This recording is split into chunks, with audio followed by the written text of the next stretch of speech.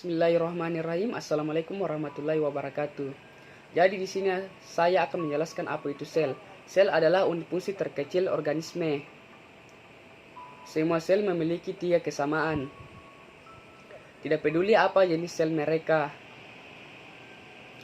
Sel membran. Sel membran ini memiliki yang memisahkan sel.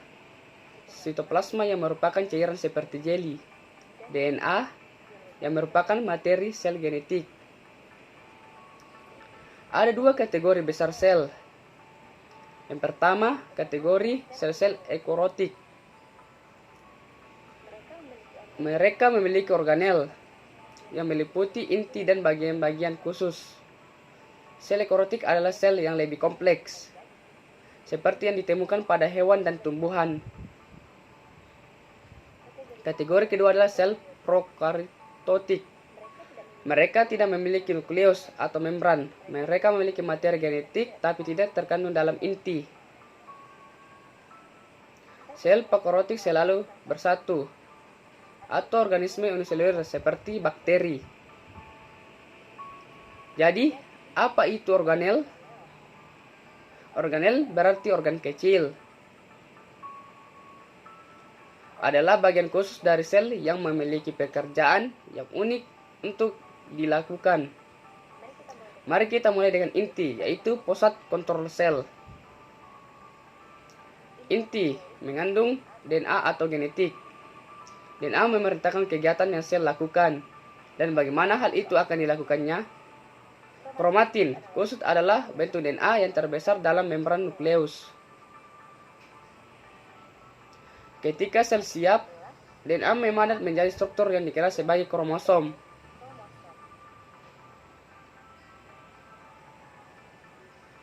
Inti juga mengandung sebuah nukleus, yang merupakan struktur di mana ribosom dibuat.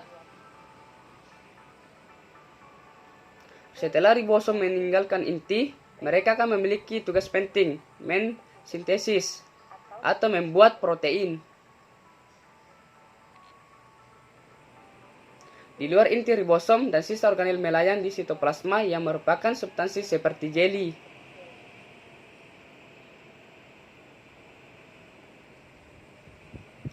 Ribosom dapat berkeliaran atau melekat pada retikulum endoplasma, kadang-kadang disingkat RE. Ada 2 jenis RE. RE kasar memiliki ribosom yang melekat padanya, dan RE halus tidak memiliki ribosom yang melekat padanya. Retikulum endoplasma adalah membran tertutup untuk mengangkut bahan, seperti protein disintesis oleh ribosom. Protein dan bahan lainnya muncul dari retikulum endoplasma di vesikula kecil, di mana aparatur Golgi, kadang-kadang disebut dengan badan Golgi, menerima mereka. Protein bergerak melalui badan Golgi, mereka diubah menjadi bentuk yang dapat digunakan sel. Badan Golgi ini melakukannya dengan melipat protein menjadi bentuk yang dapat digunakan atau menambahkannya, seperti lipid atau karbohidrat.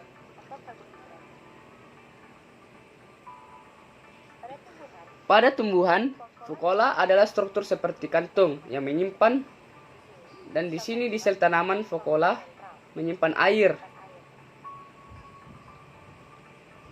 Kembali ke sel hewan, kita akan melihat organel yang disebut lisosom.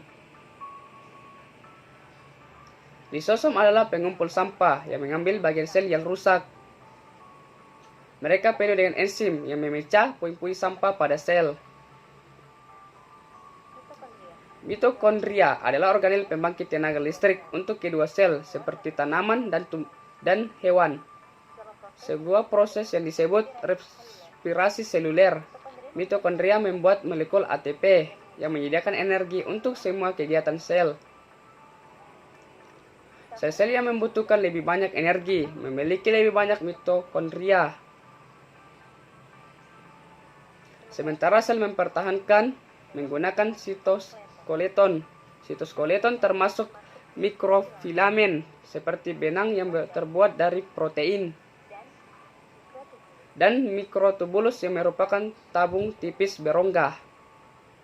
Beberapa organisme seperti tumbuhan yang fototrofik berarti mereka menangkap sinar matahari untuk energi. Sel tumbuhan memiliki organel yang disebut kloroplas. Adalah tempat di mana terjadi fotosintesis. Ini hijau karena memiliki pigmen hijau yang disebut klorofil.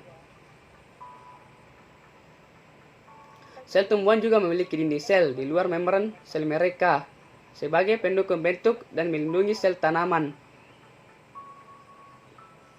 Sel hewan tidak pernah. Ada banyak struktur lainnya yang beberapa sel memiliki. Dapat dilihat sebagai berikut. Pada sel hewan misalnya, saluran pernapasan dilapisi dengan sel yang memiliki silia. Ini adalah rambut mikroskopis yang dapat bergerak seperti gelombang. Fitur ini membantu perangkap untuk menghirup partikel di udara dan mengeluarkan mereka ketika kita batuk atau bersin. Bakteri. Beberapa bakteri memiliki flagela.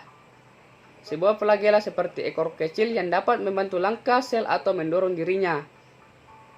Satu-satunya sel manusia yang memiliki flagela adalah sperma.